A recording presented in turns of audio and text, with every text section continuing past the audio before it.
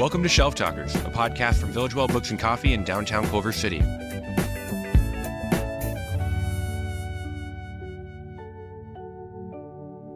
Welcome to Shelf Talkers. I'm pretty sure that makes you all the shelf listeners. I am Jared, of course, the host of today's introduction to the episode. This episode is going to be a little bit different. I'm going to keep the introduction as brief as I feel capable. Usually we interview an author. We interview them about their books and their writing process and what they are themselves reading, as is the Shelf Talkers that you all know and love. Today we decided to change it up a little bit. We did a roundtable discussion of 4 members at Village Well, 4 people who work at Village Well. We did a roundtable discussion of the New York Times article that they put out a few months ago called The 100 Best Books of the 21st Century. If you're not aware, that article came out a couple months ago. It made a lot of waves, a little bit controversial at times. It gave their list of the 100 best books of the century so far based on their polls of different authors that they are in touch with, different critics, and different people within the New York Times organization. We then, as a roundtable, gave our own thoughts of the books that we were surprised to see on the list, the books that we wish had been on the list, the books that made sense to us on the list, and potentially even genres that we felt like were snubbed by the whole list, and our overall thoughts about the list in the practice of making such a list as this. The roundtable discussion was not only myself, of course, as your host for the episode, but also with Jen, our founder and owner of Village Well. And then we also were joined by Colin and Avery, who are 2 booksellers on staff at Village Well. Colin, you'll probably recognize as the guest on the first ever episode of Shelf Talkers where we interviewed him about his novella.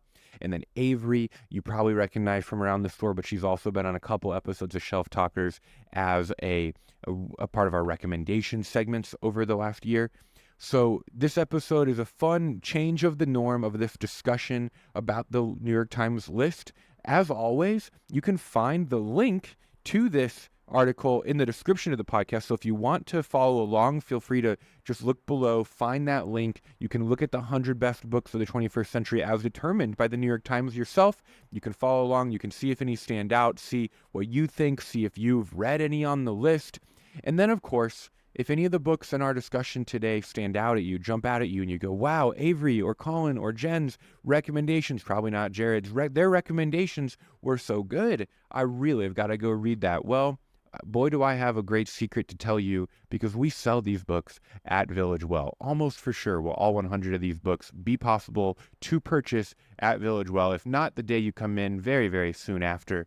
So please, while you're listening, say, wow, I want to read that book. Come on in. Get it from Village Well. We'd love to see you there. It'd be so much fun to hear if you listen to the podcast, and that's why you listened, why you bought the book. So please just enjoy this episode. Please leave an honest 5-star review if you enjoy the episode. And this is your next episode of Shelf Talkers, a roundtable discussion of the New York Times article, The 100 Best Books of the 21st Century. Get into it.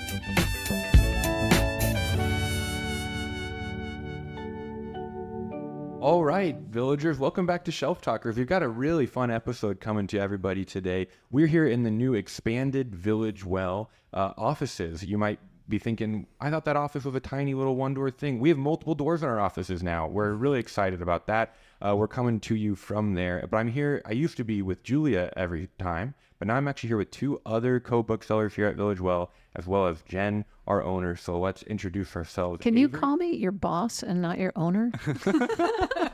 You know, when you think about it, I think we can.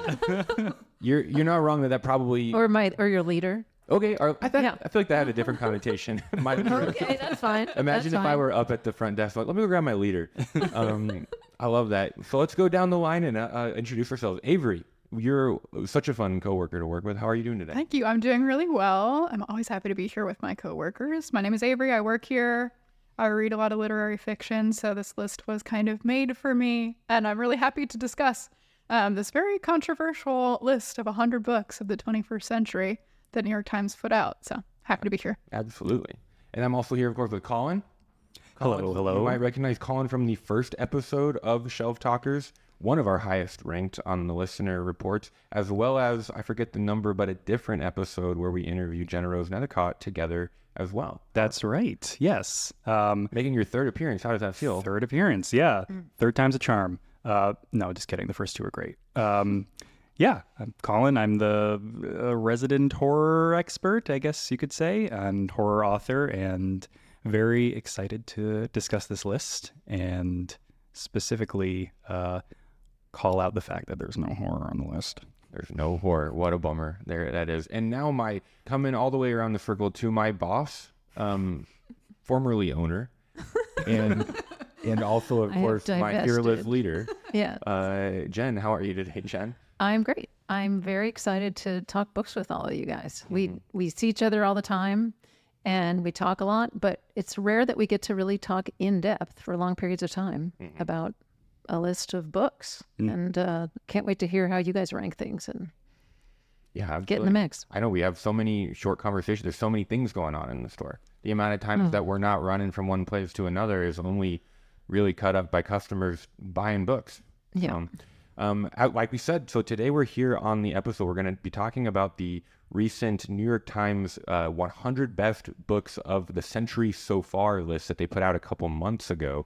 So we're going to be going through, talking about it from a bookseller perspective, what books we thought made sense on the list, any omissions like Colin already hinted at with horror, and anything else that comes to mind. So let's get started talking about the New York Times best books of the century so far. Any opening thoughts we have? What are the books that we felt like when we looked at the list, we were like, oh, for sure, that makes sense to be on the list. Do you guys have any ideas for that? I was super happy to see H is for Hawk on the list. That's a longtime favorite of mine. I wasn't sure if it was going to be on there because it came out in like 2005 or something like that. It's a little bit later, Yeah. maybe like mid 2010s. Oh, okay, sure. But yeah, that was great to see that book, one of my faves. Yeah, I want to hop on the H's for Hawk train as a huge fan of that book. And I think like Colin, I'm really happy to see it because it defies categorization. And I think we can talk about this when we think of the list, but like a lot of these books that appeared are very much like canonical books, like books that I would have expected readers to say this book was famous, popular, well-reviewed, won the Booker Prize, and therefore it deserves to be on here. But H is for Hawk, even though it was critically lauded when it came out, is part biography of T.H. White, part grief memoir, part social history, and really is just this kind of like sparkling diamond of prose that is so difficult to place. So I was really happy to see a book that I think might have struggled to like find a readership in any sort of like well-defined group of people who are looking for nature memoirs, fiction, etc. Like it doesn't fit neatly into any of those categories. I was happy to see it get recognized. Yeah, when it defies genre, it's going to be tougher to make a list when most lists are like based on genre to begin with. Exactly. And then I want to highlight two other books that are favorites of mine that I was really happy to see on there. And they're kind of like career awards, or that's how I looked at them when I saw them on the list. The first is Cloud Atlas by David Mitchell, who's one of my favorites. Again, someone whose creative output is just so unique. Like David Mitchell is probably best known for this body of work that is all connected in like this very strange way for an author. It's extremely meta. His characters appear in other novels. So you have, one character who got their origin in Cloud Atlas, who then like also appears in The Thousand Autumns of Jacob de Zoot and also in Utopia Avenue. And it's just like such an interesting, I think, project that he has like pursued throughout his literary career. So I was happy to see that. And certainly I think Cloud Atlas is the most recognizable of his recent books. Utopia Avenue is my favorite, but I will allow Cloud Atlas to take the cake. And the other one is Never Let Me Go, the Kazuo Ishiguro book, which is just such a beautiful and somber novel. And that's another one that I think was kind of like expected to be on this list. It was very well critically acclaimed in its time. But I think like of the ones that like won a lot of big prizes, I think that one is extremely deserving of being on a list like this. Absolutely. Did you have any of those, Jen? I just love I love the list. I love that it exists. I went down and checked off the books I'd read and then starred the ones I loved that I had read, and there were 15 that I had read that I loved. And what I claim as my favorite book, My Brilliant Friend by Elena Ferrante, came in number 1. And then that's the first book in a quadrology by Elena Ferrante. Another of the quadrology also shows up on the list. So I read those books a while ago and my memory's really terrible. So I couldn't tell you which of the 4 was my favorite, but I'm glad that 2 of them are on there. I also just adored the corrections. I mean, there's so many on here that I loved. Lincoln in the Bardo. I love that Jesmyn Ward is on here and Chimamanda Ngozi Adichie. I love just reading through this list and remembering all the good times I had with those books. And like I said, my memory's not that great. I'm getting on in years. And what I remember, like if I read a book 20 years ago, I can't remember what it's about always, but I remember the feeling I had when I was reading it. And so it's very clear to me as I'm reading down, I'm like, yeah, I read Wolf Hall, check. I read The Brilliant Wondrous Life of Oscar Wilde, check, star. Like I just remember loving that book and just, recommending it to people and just loving being in it. So it's great to just know that just to remember to live in that moment of that feeling of being in love with books, just spending time with specific books. What you said reminded me, there's another one I want to highlight that I forgot, what you just said about like the feeling of loving a book. And a book that is on here that I think has like caused like the most like visceral, like physiological reaction in reading for me in a long time is Small Things Like These by Claire Keegan, which is just like, I wrote it and we have little like recommenders at the store. And I wrote in my recommendation for that one that like, it's so rare, I think, to end a book with just like a sensation of soaring. It's like, I was just reading like the last 3 pages and I was like, I feel like I'm flying through space, like in time. Like she just like was able to like, I think, tap into the things that we want to read literature for. Like it takes us to somewhere transcendent. So that's like another one. For those of you who like me love short fiction, it's about 111 pages, I think. Amazing piece of literature, and was really happy to see her recognized on this list as well. That's beautiful. I love those perspectives because it is nice to be like, this is just a list of enjoying books and actually like giving ourselves to that love and not needing it to, and allowing it to be almost like a history of the last 25 years in our own lives. If we were reading some of these books, like, oh my gosh, I forgot about that book. I think personally, I hate to say it, you all know me, I don't read a lot of lit fic. Ironic to be the anchor host of this podcast so far, but I love to read. I read the occasional lit fic, but for me, I think that The Warmth of Other Suns was the one that I was like, for sure, that one's obviously on there as somebody who reads more nonfiction in general, where you're just like, that's just a great book, and it talking about a very poignant subject, obviously, in our day as well. But that was kind of my book that I felt like stood out in that sense, especially coming from more like a biography, memoir, history person as myself. But yeah, we love that. Hey, with this list, I know sometimes, at the store there are a lot of books that we sell that not all of us even necessarily read. Were there any of those that were like, okay, I know we've sold a lot of that, but I haven't really read that one myself? Does any stand out to you within that? The one that stood out immediately for me is a book that I haven't read. I have it on my shelf. Is Tomorrow and Tomorrow and Tomorrow. Right. Yeah. That is probably up there as like one of the best-selling books at this store. And it is currently #1 in bestseller paperback. Yeah, that's another one. I mean, if people want to know a little bit like how the sausage gets made about publishing, it's like it stayed in hardcover for so long after its initial publication because it was just flying off the shelf, like even at a hardcover price. Why make it paperback if people are going to spend $35 on the hardcover? Exactly. It only, I think maybe last month or the month prior, came out in paperback, and like you just said, like now that paperback just which was like 2.5 years after the book came out, which is a year and a half after most of the times that type of thing. I remember we had people coming in a year ago being like, well, I saw the paperback in the UK. And I'm like, well, we're America, essentially. And if you want to go to the UK and get that copy, go for it. Yeah, it's like we don't have shipping. that. Yeah. Apparently the UK, they're like, we need the paperback. But in America, they're like, we're just popping these off the shelves. Yeah, absolutely. That one stood out for sure. There were a bunch of books on here that I recognized from being a bookseller that have been on my list. Like, oh, I should read that. And then seeing them here made me go, yeah, I should definitely read that. Like The Sellout by Paul Beatty is one of them, and The Vegetarian by Ha Kang. Behind the Beautiful Forevers by Catherine Boo has been on my list since she wrote it in 2012, and I still haven't gotten around to it. The Overstory. Right. Overstory is definitely one. I think your question was, what do we sell a lot of? The Overstory of the ones I mentioned, that was the one that's been a bestseller that I haven't gotten to yet. Yeah, I'm glad to see that one on here. That's one of my all-time favorites, I think. I really want to read 1004 by Ben Lerner, because a previous bookseller who used to work here, that was like his favorite book, and he was constantly pushing it. But that one landed like, 62 on the list. I definitely want to pick up that one after this, as well as Detransition Baby by I don't remember the author. A lot of that one when it came out. It was very popular, and now my interest is piqued, so I'm going to pick that one up too, I think. Love that. I think for me, the answer was I think it's 81 on the list, which sometimes you're like, is that my taste, 81? But it's Pulphead, which was an essay collection that I've never read, but it was in all of the You Would Likes were books that I liked. It was like David Foster Wallace collections and other like moody, discontent essayists, and I was like, that is what I like to read. So I think that was the one that I was like, I gotta add that one to my list for sure. That was one that I literally never heard of before. Oh really? Yeah. I'm mostly just going based on the if you also liked kind of thing, Well, which is so helpful. that's the way a lot of people run across books. That's how we try to do it too. That's of course. We group them together, show them what they'd like. Even with the H's for Hawk and Overstory, those were both in the Environmentalist Book Club. Correct. Avery leads at Village Well, right? Yeah, so I run an environmentalist book club, one of 4 book clubs at the store here, and we've read both of those. We have 4 book clubs at the store? We do, Jared. We have 4. That sounds like something for everybody. I agree. Yeah.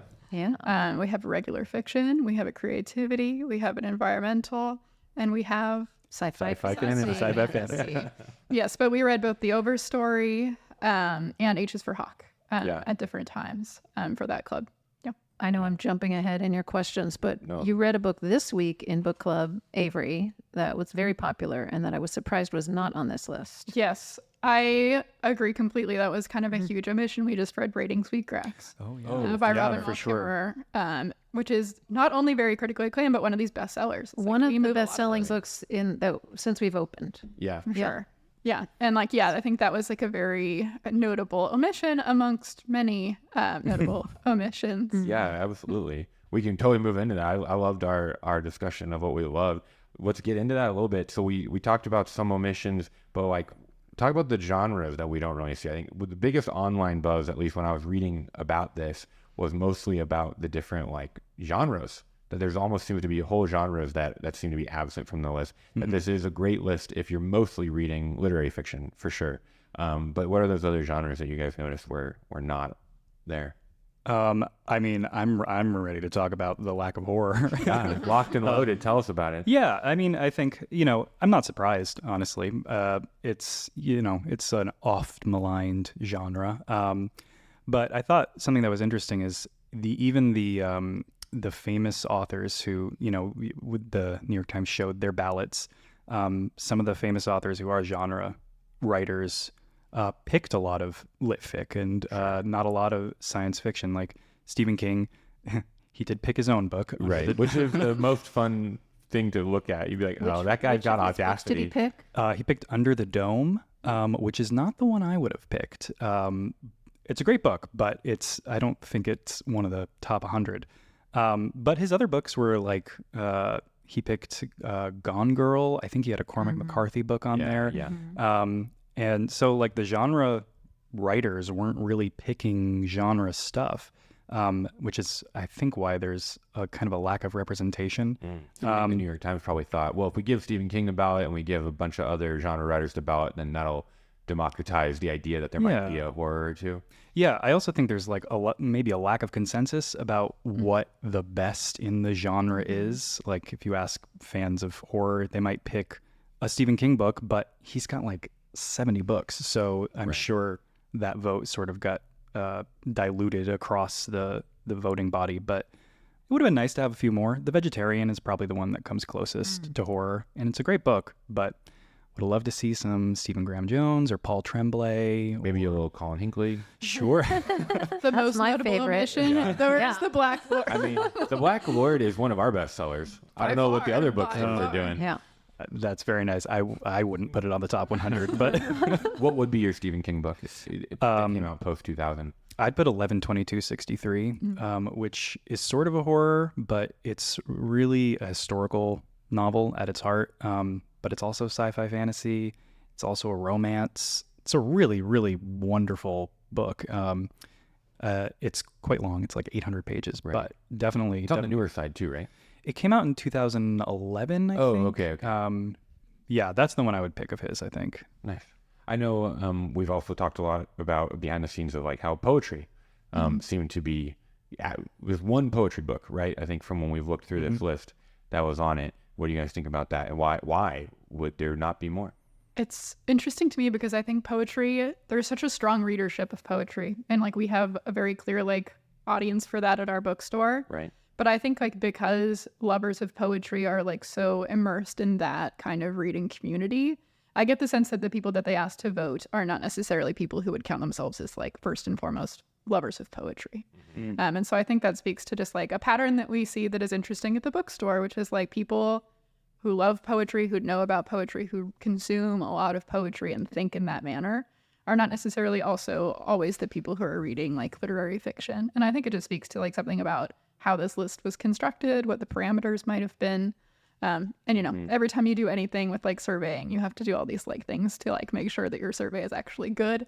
And I assume that there would be some issues in terms of like the parameters of their categories that might explain this lack of poetry books. Yeah. I read one article from somebody who was a part of it. There was 503 authors that they asked, and then they also essentially did it internally at the New York Times. So like they kind of like heavily weighted it is what it looks like. Is 2 New York Times staff who actually read. But then the person who wrote an article, I think it was on LitHub, talking about that was like, yeah, they didn't like give a rubric. It was very open-ended, like best meaning whatever best means to you. And so it does, And then it's like if they're friends with people who read litfic and they're like, well, what are my friends like? Well, you're going to end up with that in that. But yeah, poetry readers are a little bit more insular. Is it kind of what you're saying maybe? Or insular, or it's just like they are really literate is kind of a funny word to use here, but like really literate in what the scene is. Like who are like famous poets are like well known, or even like there are smaller poetry communities of like locally based, like LA poets, for instance, who are all reading each other's stuff. Caring about a national list if they're like, I'm already plugged into almost more of like a punk scene within literature. I like framing it that way. It's like kind of a punk scene. I think like it is more. And I mean, I'm speaking as not a poet, but like a group of people who like are also writing and sharing with each other and reading. I think it's like a little bit more active in that way. Whereas, you know, the process of writing a novel requires so much time and also just like so much a prolonged period of trying to go through publishing. And I think poetry is a little bit more of a sprint than a marathon in that way. I think of poetry as like songs. And so like you get a book of poetry is like a collection of poems or a collection of songs, and people take them in one at a time or in groups. But maybe people don't think of poetry collections as books. You know? I mean, obviously they are books, but I'm just thinking, you know, people love poetry and people love spending time with poetry, but most people I know who read a lot of poetry don't just sit down, I'm going to now read this, this book of poetry from front to back. It's like, it's by the side of my bed and I pick it up and read, you know, what's going to inspire me. Right. Never more than like 3 at a time at most. You know? Well, I mean, that's actually when I read poetry, sometimes I challenge myself to read a book of poetry a month just so I read more poetry. But I do it that way. I go front to back because I'm so linear and task oriented and like I want to check another book off my list that I've done it, but I'm not taking it in. It's not like, you know, I'm not like spending time with each poem and feeling it and understanding it. And, totally. Which I think is what poetry is for. Right. You know, for being kind of almost spoken into yourself a little bit and letting it sit there. Letting it find its root in you. Totally. I think the other thing is like the way you absorb poetry, like exactly. It's just a very different experience than reading prose. So it's kind of apples and oranges. It's like when we put out the new releases and we have new releases, fiction and nonfiction. And whenever we get a poetry book, we're like, does it go in fiction? Does it go nonfiction?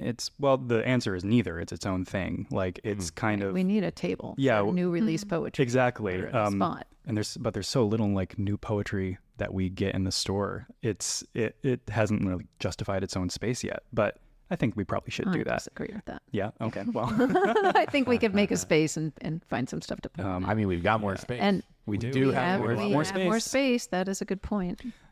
But yeah, I mean, we were talking about this before we started. Roughly 75% of the list is fiction. Roughly a quarter is nonfiction, and then there's the one poetry book. Right. So there's clearly a delineation there between. What is the poetry book? It's Citizen by Claudia Rankine. Oh, right. Yeah.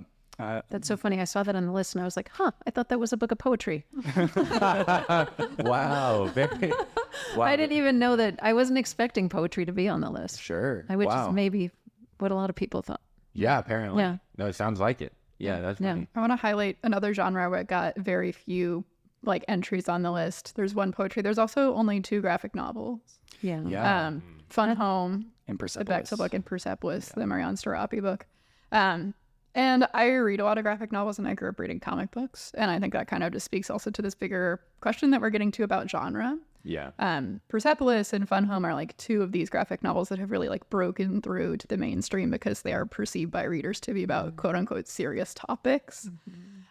Whereas like I think still to this day, like a lot of graphic novels, even though like they make up like so much of the substance of our TV and movies, Right. are seen as kind of like these more, I don't know, lowbrow things. But like certainly it's like there are amazing stories that get told not only by like independent publishers like IDW and Dark Horse and Image, but also like in the big 2 like comic book companies like in Marvel and DC. And I think like their omission kind of speaks to, again, like maybe a gap in the readership. What I think and that relates, I think, to another major genre that has a couple entries, but like sci-fi fantasy or either sci-fi or fantasy. You have like Parable of the Sower and stuff like that. That is, but I feel like that's because people look at that and go, well, that's serious sci-fi. That's, you know, as if, which I understand some is just for fun, but it's almost like this list or the voters looked at, well, if you read it for fun, maybe that doesn't count as this list. Like in the same way, like if it's just for fun, then that somehow discounts it as good, and that also just gets to the point of what we're looking for in a book or art in general. Yeah, certainly. Yeah, I think we could have had like, you know, some Becky Chambers on there maybe, Right. or I mean, the 5th season, which is on the list by N.K. Yeah, Jemisin, yeah. the only like sort of solid sci-fi book. I mean, Like high, like Yeah. totally other world. yeah, exactly. Yeah. Like hard sci-fi. Yeah. I mean, it's a very grim book. It's very dour. It's not like it's fantastic, but it's not like a fun book. It's like an accomplishment when you finish it. So I think that's true. There's like a bias against fun, kind of. Right. That is kind of how it feels. Yeah. Brandon Sanderson, not on Yeah. this list. Yeah. One of the Patrick most Rothfuss, prolific not on authors. this list. One of the most anti-prolific authors. Also, Susanna Clark, who's written like 2 of like the best-selling books in the last. Jonathan Strange was on a lot of the. I was actually surprised how I clicked through a bunch of the 500 authors who voted. Jonathan Strange was on a lot of those lists, and to not see it in the final, there was part of me that was like almost like conspiratorial. I was like, I saw it on a bunch of these lists, and did they just go, that's fantasy? That's kind of how it felt a little bit, but yeah. And then I mean, another section that I love personally that we've kind of hinted at the podcast a little bit is like spirituality. I know it'd be tough to do that because spirituality inherently then almost feels exclusionary when you get into what tradition the spirituality comes from, and I could understand how that would be easily like, oh, we just don't want to venture into that territory because you put one Christian book or one Buddhist book, but then if there's not enough votes to include a Hindu book or a Muslim book, then or like what does that look like to actually do that? So it almost felt like, I don't know for sure, but it's easy to speculate that maybe there was just a decision of like, if you can't include them all, it's tough to include one and then not the others, especially when we look at like religious traditions within spirituality. But I don't know. What are some of your tops? I mean, Tattoos on the Heart, I think, is one of my all-time favorite books. Father Greg Boyle, if you guys don't know, Jesuit priest who founded Homeboy Industries. We sell Homeboy Industry pastries at Village Well. And he's obviously from like a Christian tradition. He's Jesuit, but it's about the power of compassion and very inspiring as a book in general too. I think obviously some of the books I read are nitty gritty enough that I'm like, I don't think I'd recommend them to most people. So probably would put it on a list of the top 100 books if we're looking at that also as a recommendation book or a recommendation list on some level. It's like I only recommend most of those books to people that I know are already kind of interested in that type of thing, you know. And maybe some of them, a chunk of your list is published before the turn of the century. Yeah, or the turn of the millennium. No, I was kidding. Yeah. I guess that's the same thing with the turn of the last millennium too. No, totally. St. Teresa of Avila. Dude, St. Teresa of Avila goes hard. She really does. She really does. Was Pima Chadron publishing in this century? I think so. Yeah. I didn't check that, but that does feel like a mission for sure. Yeah. I would have put When Things Fall Apart. We sell so Yeah, much sure. Thich Nhat Hanh. Well, that was all pre-2000 for sure. Oh, okay. Yeah. But Thich Nhat Hanh, but Pima Chodron, I mean, those are the types that I feel like we sell a ton for sure. Maybe like poetry, like those are very like defined reading communities. It's like if you're in it, you kind of like, you know what the canon is, and then you know how to like build on that foundation. But if you're not, like, it can be harder to access Totally. what books you should be like looking for if you're looking to kind of jump 100%. into that stream. Yeah, no, that's a good way to put it for sure. And I almost wanted to say romance on this, but then when you look at it, so many books have romance. It's just not that was many of these books singular, enticing appeal. Yeah, I think that speaks to like a bigger move like in the culture, honestly, as like we're looking like if we're thinking about the books of the century, which maybe is like a good point for us to like interrogate what that means, like what makes something a 21st century book. We don't tell like a whole lot of love stories anymore in like popular media. It's like in movies, like they will cut out romantic plot lines. Twisters.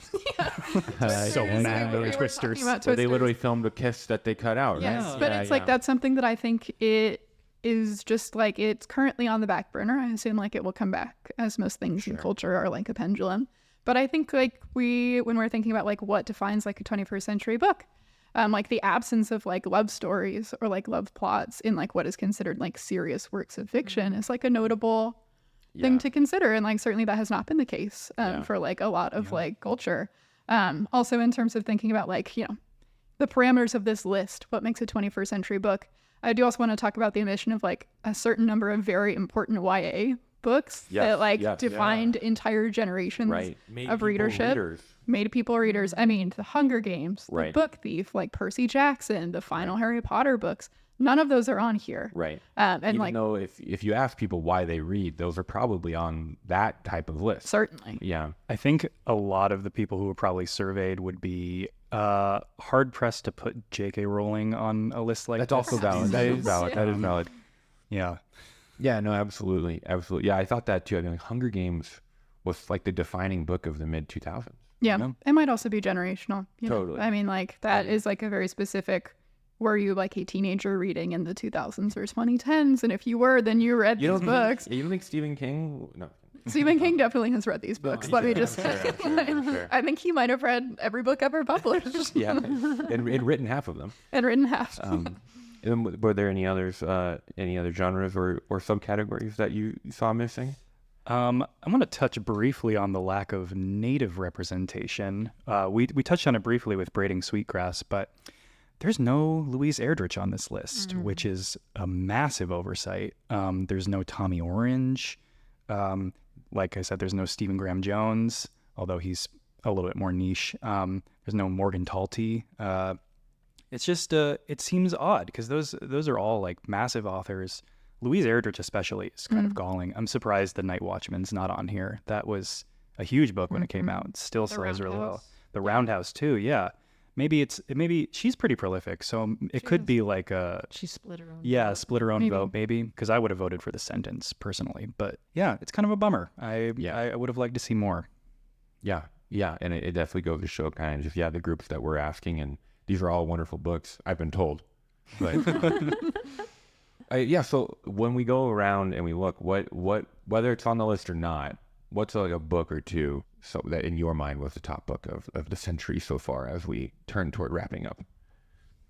Well, I already said mine. It's My Brilliant Friend by Elena Ferrante. Which means you're correct, because that was I won. The number one on the list. Yeah, I won this particular contest. Yeah. No, that's just like that quadrology is just so beautifully written, just such a beautiful depiction of friendship between two women from young girlhood until old age, and all the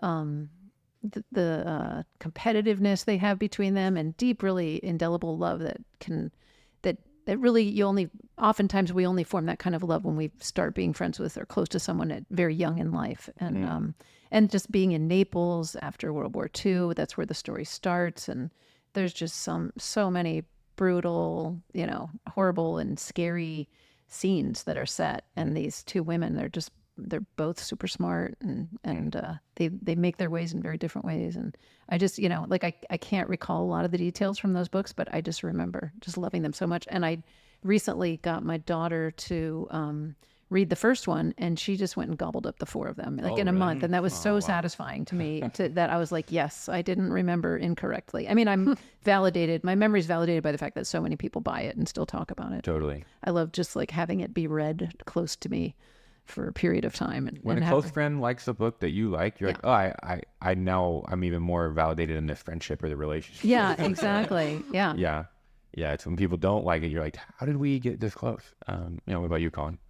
Oh man, I honestly really wrestled with myself for this because I feel like I want to highlight some horror, even if my intuitive pick is Ages for Hawk, but that has gotten plenty of love. So You're allowed to have two. I'm gonna do two. Okay.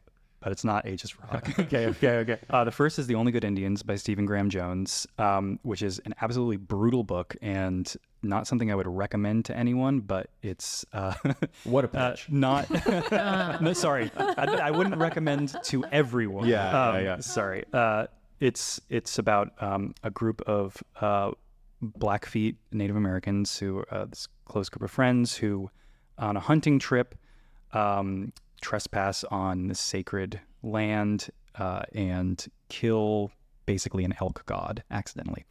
And then the elk god comes back and starts to wreak her revenge upon them. And that's sort of a reductive description of the book. It's a lot more nuanced. There's a lot about our history with the Native Americans and the history of the genocide and like how natives still exist in the society and are sort of pushed to the side. So that's a fantastic book. The other one that I would maybe recommend more broadly is The Reformatory by Tananarive Due, which is a ghost story set in the Jim Crow South that's sort of loosely based on the Crozier School for Boys, which was this notorious, horrible educational institution, I'm using scare quotes, where a lot of young black men died. And the story follows one young black man who is institutionalized there, and he's able to see all the ghosts from the school's past. It's an incredible book. It came out last year, so it's very recent, but man, it knocked me on my butt. And it, also contends with the history of black people in this country, and it's just a really, really powerful book. I highly recommend that. Also, maybe not for those with a weak stomach, but very, very good. Crazy that words can even do that. The weak stomach part. Yeah. Not for... I'm going to put words on a page and the way you're going to think about them. I know, it's like for a week. It's like a magic trick, isn't it? Yeah, it's so crazy. Totally.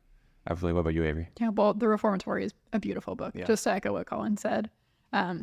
And that reminded me, it's like another great recent horror book that I would have liked to see on here, or at least an author that I would have liked to see on here is Victor Lavelle, who is also one of the just amazingly gifted writers. Like, his words are just so dazzling. Yeah. And his books are incredible, and they're about, these big ideas. Just because it's in a genre package doesn't mean they're not interrogating these huge ideas of race, humanity, family, identity, et cetera, et cetera, et cetera.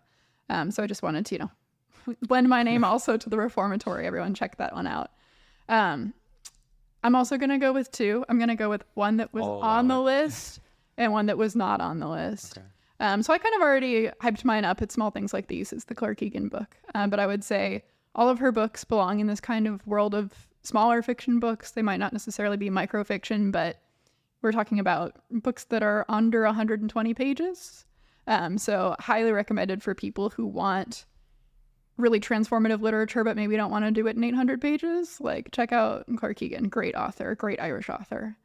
And then a person whose work I'm just going to nominate overall, instead of a single text, is anything by Hanif Abdurraqib. Mm-hmm. And like you all heard just now, the murmurs of agreement. Yeah, Hanif Abdurraqib, maybe in like the top 10 for me anyway, like living writers today. And it's just, I think he didn't make it onto the list because he is one of these authors who completely defies any genre box. Yeah. He is like a poet by training, but also like a gifted like cultural essayist and speaker.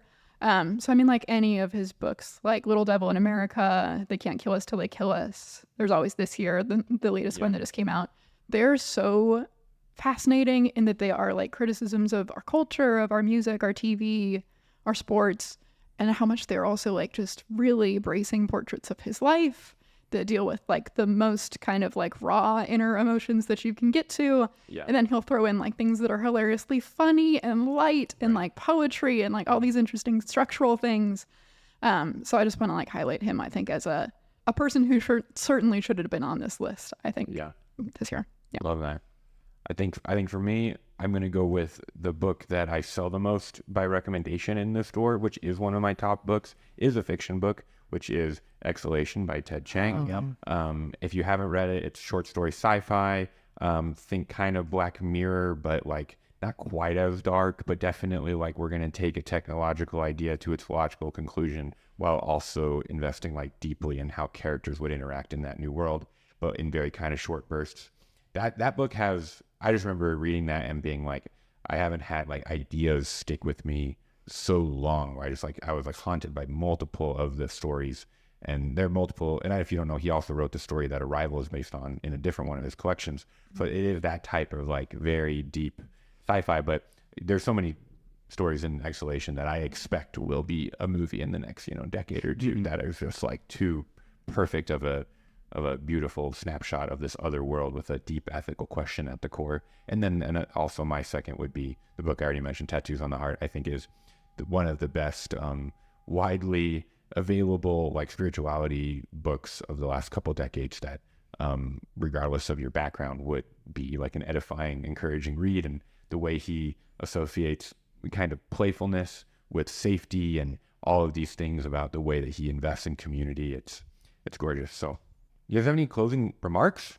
We've had a wonderful conversation. I'm just glad personally that this list is getting people to read, maybe looking at a list and going, oh, I've seen other people recommend that. I got to go pick that up from my favorite local bookstore on Culver and Duquesne. Maybe that's where I think at the end of the day, it's just nice to see that people are reading, that people want to read, even if it's a critical discussion, as you've seen a lot on the internet at times, people talking about reading, and that's a good time.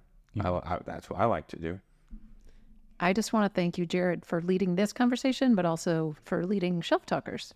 And if anybody's listening to this podcast for the first time, you might want to check out some of our other episodes, because Jared and his co-host Julia do a great job interviewing authors and really getting at what's interesting about different literature in specific ways. And I love it as something that the store contributes to the ether, to the world. Yeah.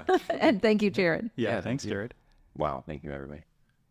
Final thoughts. I guess I would also say that I really was puzzled by the fact that this list came out in 2024, considering it's not even a quarter into the century yet. But we're close. If you count 2000.